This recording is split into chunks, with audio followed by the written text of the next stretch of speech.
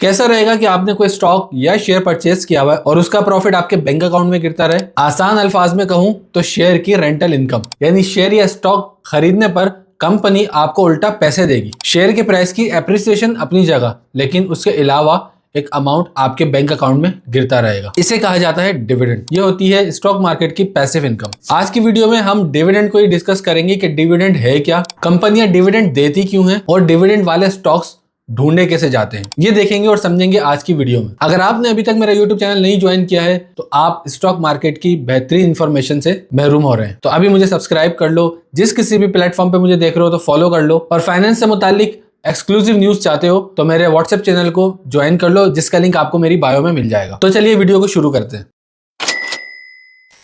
अस्सलाम वालेकुम, मेरा नाम है अली जिब्रान और आप देख रहे हैं मेरा चैनल अर्न विद जिब्रान। इस चैनल में हम आपको फाइनेंशियल लिटरेसी देते हैं और ये बहुत ही वैल्यूएबल कंटेंट होता है। सबसे पहले हम जानेंगे कि डिविडेंड होता क्या है। डिविडेंड दो लफ्ज से मिलकर बना है, डिवाइड एंड एंड डिविडेंड। अब ये दो लफ्जों को मिला के क्यों बनाया गया है इसको मैं आगे चल के एक्सप्लेन करूंगा। डिविडेंड उसको कंपनी पे करती है जो कि शेयर होल्डर हो, यानी जिसने ओनरशिप कंपनी की हासिल की हुई हो, चाहे वो एक शेयर के बराबर क्यों ना हो। ये कंपनीज प्रॉफिट डिविडेंड की सूरत में देती क्यों है? जब कंपनी बहुत ज्यादा प्रॉफिट अर्न कर लेती है तो कंपनीज दो जगह ये पैसा लगाती है। पहले केस में कंपनी अपने प्रॉफिट को री इन्वेस्ट करती है अपने ही बिजनेस में, ताकि कंपनी और रेवेन्यू जनरेट कर सके और वेल्थ क्रिएट कर सके। केस टू में कंपनी का वो प्रॉफिट जो री इन्वेस्ट करने के बाद बचता है वो एंड में अपने शेयर होल्डर को तकसीम कर देती है, यानी डिवाइड कर देती है। इसलिए इसका नाम पड़ा है डिवाइड एंड डिविडेंड। चलें हम इसको और आसान करके आपको समझाते हैं। यूं समझ लीजिए आपने एक घर अपना मकान किराए पे दिया हुआ है और उससे रेंटल इनकम आपको जनरेट हो रही है। मकान की वैल्यू भी बढ़ती चली जा रही है, मकान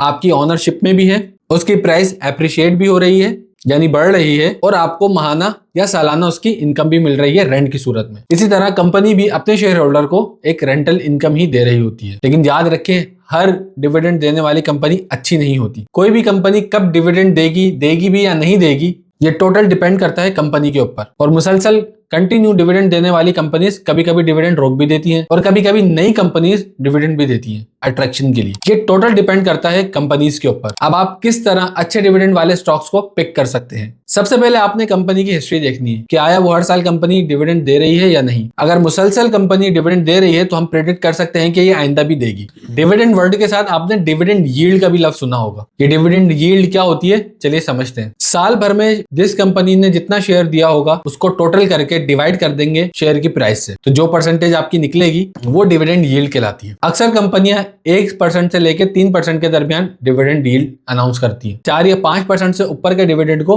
अच्छा डिविडेंड यील्ड माना जाता है। और जो कंपनी 1% से नीचे डिविडेंड यील्ड अनाउंस करती है तो इसका मतलब या तो वो डिविडेंड देना नहीं चाहती या जीरो डिविडेंड होता है। जैसे मैंने पहले कहा, अगर 4 से 5% डिविडेंड यील्ड हो तो उसे अच्छा समझा जाता है, लेकिन हर केस में ऐसा नहीं होता। चलिए इसको एग्जाम्पल से समझते हैं। मान लीजिए साजगार कंपनी का शेयर है 2000 रुपए, अभी ऊपर नीचे है लेकिन आप 2000 रुपए अजम्पशन कर लीजिए, और साजगार ने डिविडेंड यील्ड अनाउंस किया है 5%, तो कंपनी जो आपको टोटल डिविडेंड देगी वो होगा 100 रुपए। अब इसके बरक्स हम एक XYZ कंपनी ले लेते हैं जिसकी कीमत है 500 रुपए और उसने डिविडेंड यील्ड अनाउंस किया है 10%, यानी साजगार से डबल। लेकिन जब आप इसको कैलकुलेट करेंगे तो इसका डिविडेंड बनेगा सिर्फ 50 रुपए। अब आप मुझे बताएं 100 रुपए बेहतर है या 50 रुपए? देखा जाए तो साजगार ने हमें 5% यील्ड दिए लेकिन XYZ कंपनी ने 10% यील्ड दिए। परसेंटेज के हिसाब से तो XYZ कंपनी को अच्छा होना चाहिए, लेकिन स्टॉक प्राइस भी मैटर करता है। इससे साबित होता है कि मैटर वो करता है जो आपको अच्छा प्रॉफिट दे। अब सवाल आपके दिमाग में आ रहा होगा, भाई ये डिविडेंड मिलता किसको है और इसका हकदार असल में होता कौन है? तो भाई रूल नंबर 1, शेयर होल्डर के अलावा डिविडेंड किसी को नहीं मिलता, सिर्फ शेयर होल्डर को ही डिविडेंड दिया जाता है। अब सवाल ये आता है कि क्या हर शेयर होल्डर को इसका डिविडेंड मिलेगा? तो चले वो भी देख लेते हैं। एक वर्ड आपने सुना होगा, ex date. Company dividend announcement के साथ एक एक्स डेट भी अनाउंस करती है, यानी उस डेट से पहले अगर आपके पास स्टॉक है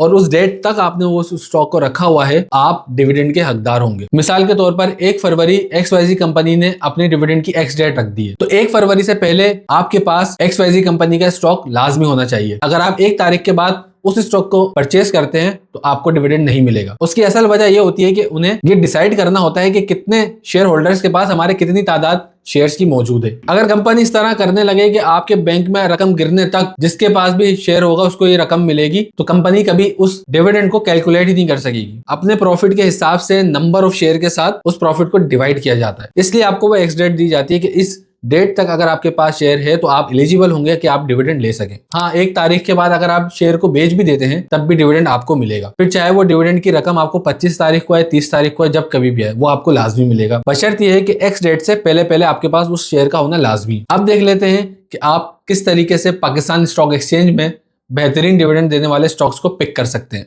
एक तरीका मैन्युअली आप किस तरीके से डिविडेंड स्टॉक को ढूंढ सकते हैं। दूसरा तरीका थोड़ा एडवांस होगा। सबसे पहला तरीका यह है कि आप पाकिस्तान स्टॉक एक्सचेंज पर जाकर डिविडेंड वाले स्टॉक्स का एक लिस्ट होती है वो आप निकाल सकते हैं, या फिर आप सरमाया.pk पर जाके भी सर्च करके या फिल्टर लगा के इन डिविडेंड वाले स्टॉक्स को अलग कर सकते हैं। अब ये 3 तरीके से मजीद सर्च हो सकते हैं। एक तो आप डिविडेंड यील्ड वाइज भी इसको सर्च कर सकते हैं, यानी सबसे ज्यादा डिविडेंड यील्ड कौन दे रहा है उसका भी फिल्टर लगा के आप चेक कर सकते हैं। उसके बाद ईयर वाइज भी आप उसको चेक कर सकते हैं, और इसके अलावा कौन सबसे ज्यादा डिविडेंड पे कर रहा है उसके हिसाब से भी आप फिल्टर लगा के चेक कर सकते हैं। और अब मैं आपको दूसरा तरीका बताता हूं जो कि थोड़ा सा एडवांस है। पाकिस्तान स्टॉक एक्सचेंज ने आपकी आसानी के लिए PSX20 डिविडेंड के नाम से एक इंडेक्स बनाया हुआ है। आप उस इंडेक्स को देखेंगे तो उसमें टॉप 20 कंपनीज आसानी से आपको नजर आ जाएंगी जो कि अच्छा डिविडेंड पे करती हैं PSX की नजर में, तो आप वहां से भी आइडिया ले सकते हैं। लेकिन मैं आपको रिकमेंड करूंगा कि सिर्फ आपने शरिया कंप्लाइंट बेस स्टॉक्स को पिक करना है, फिर चाहे वो कैपिटल गेन में आपकी मदद करें या फिर डिविडेंड की सूरत में आपकी वेल्थ में इजाफा करें। शरिया कंप्लाइंट डिविडेंड देने वाली लिस्ट भी दे देता हूँ। वैसे तो ये बहुत लंबी लिस्ट है, लेकिन इसमें मैं शॉर्ट लिस्ट करके आपको अच्छे स्टॉक्स बता देता हूँ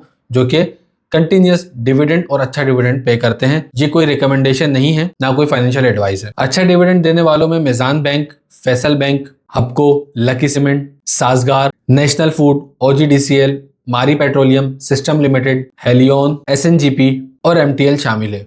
इसके अलावा भी पूरी लिस्ट है जो कि MI ऑल से आप निकाल सकते हैं। उम्मीद है आपको ये वीडियो पसंद आई होगी। और हाँ, ये डिविडेंड जब आपके बैंक में गिरेगा तो गवर्नमेंट की जानिब से इसके ऊपर टैक्स भी डिडक्शन होगी, जिसके बाद आपके अकाउंट में डिविडेंड आएगा। उम्मीद है वीडियो आपको पसंद आई होगी। आपको लगता है कि मैंने कोई चीज में मिस कर दी है या आपको समझ नहीं आई किसी बात की, तो नीचे आप कमेंट में मुझसे पूछ सकते हैं। इन सारे शेयर्स को आप भी खरीद सकते हैं। जरूरी नहीं है कि आपके पास बहुत ज्यादा दौलत हो, आप 5,000 10,000 रुपए से भी स्टार्ट ले सकते हैं। बस आपने स्टार्ट लेना है। अभी तक 4,75,000 अकाउंट्स आज की तारीख में पाकिस्तान के अंदर रजिस्टर हैं जो कि स्टॉक मार्केट के अंदर बाय एंड सेल करते हैं या इन्वेस्टमेंट करते हैं। 25 करोड़ आवाम के अंदर ये बहुत थोड़ा फिगर है, लेकिन अच्छी बात यह है कि फाइनेंशियल लिटरेसी आने के साथ साथ इसकी तादाद हर साल बढ़ती चली जा रही है। तो आपके पास बहुत अच्छी अपॉर्चुनिटी है। जरूरी नहीं है कि आप अगर कोई बहुत अच्छी जॉब करते हैं या बहुत बड़ा बैंक बैलेंस है तो ही आप स्टॉक खरीद सकते हैं। आप अगर छोटा कारोबार भी करते हैं, छोटी जॉब भी करते हैं, इवन के कोई छोटा मोटा काम भी करते हैं, आप इन्वेस्टमेंट कर सकते हैं। अकाउंट खोलना इसका बहुत ही आसान है। अगर आपको अकाउंट खोलने में परेशानी हो रही है तो आप हमें DM कर सकते हैं हमारी ऑफिशियल सोशल मीडिया हैंडल्स पर। मेरी टीम आपको अकाउंट्स ओपन करने में पाकिस्तान के टॉप ब्रोकर के साथ हेल्प करेगी। अब तक के लिए इतना ही। नई वीडियो में मुलाकात होगी किसी अच्छे टॉपिक के साथ जो कि आपकी फाइनेंशियल लिटरेसी में इजाफा करेगी। मुझे इजाजत दीजिए। अपना बहुत सारा ख्याल रखिएगा और फाइनेंशियल लिटरेसी, फाइनेंशियल फ्रीडम हासिल करने के लिए मेरे चैनल को सब्सक्राइब करना ना भूलें। अल्लाह हाफिज।